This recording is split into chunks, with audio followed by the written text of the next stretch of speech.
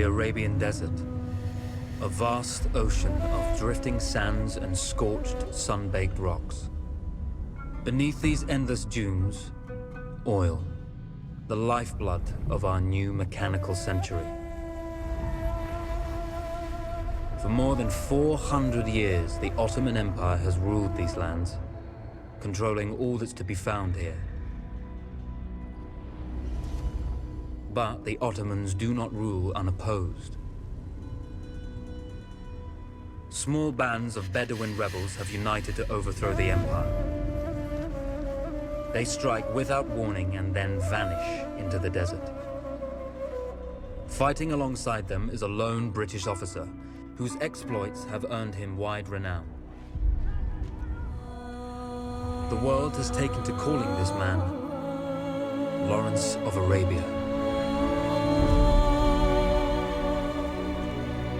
In the desert, you rely on good planning, but you also hope for a dash of luck.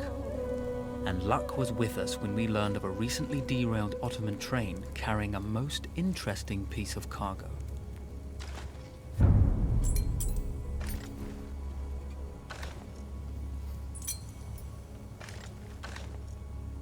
A small patrol had joined the Ottomans who survived the crash.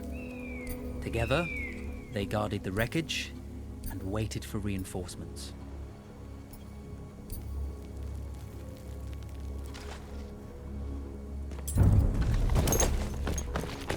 A lone fighter has just one advantage over a large enemy force. A lone fighter can move unseen.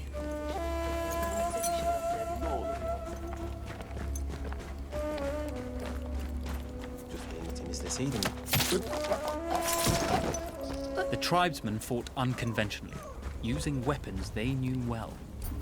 Endurance, individual intelligence, and courage were their primary assets.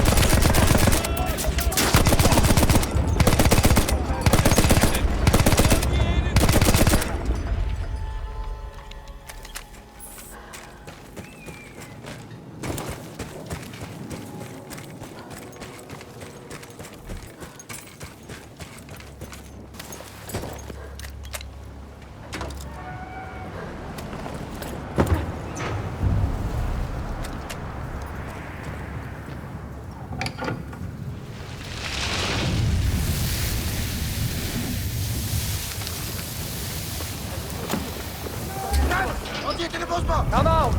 It's over.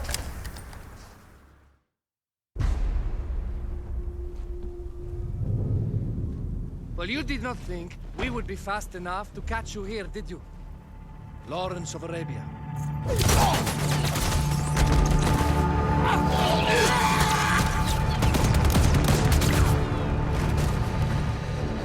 Actually, I was rather depending on it. Lawrence. Well, this is very clever. Now the hunter becomes the hunted. So who might you be? How enchanting you are, my dear. Ahmed. I'll show you enchanting. If it weren't for you, I'd be free. Free, is it? You'll be free when you're dead. And I'm happy to tell you, the Empire intends to grant you all this freedom very soon. Even now, an engine of destruction scours this desert, obliterating your allies, your families, your homes. Soon there will be nowhere to run. Nowhere to hide. Soon all that you know, and all that you love, will be ashes. You will all be free to die. Oh, you animal! Zara!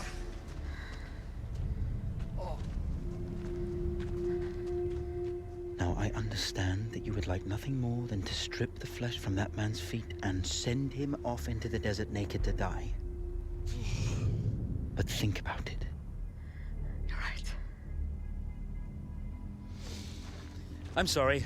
My friend here, she can be a little brusque. You're going to tell me how to lie to your train, so we can lure it into a trap and destroy it. Impossible. To even begin to talk to that train, you would need an entire book of communication codes. Oh, like this one, you mean? You can never stop the progress of machines.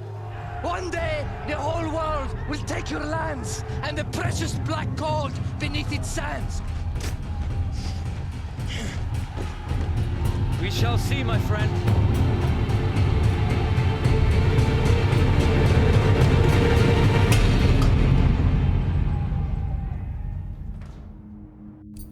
Of course, obtaining the codebook was not enough.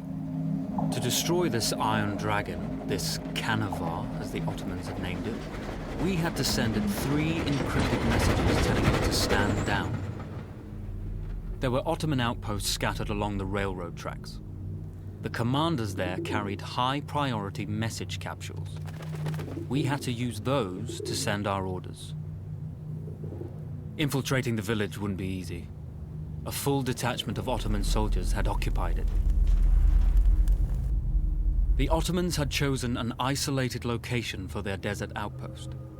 It seemed lightly defended. It was also well stocked with arms and equipment.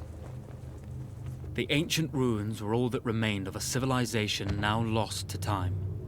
The Ottoman Empire brought in the modern world with a host of armored vehicles and field guns.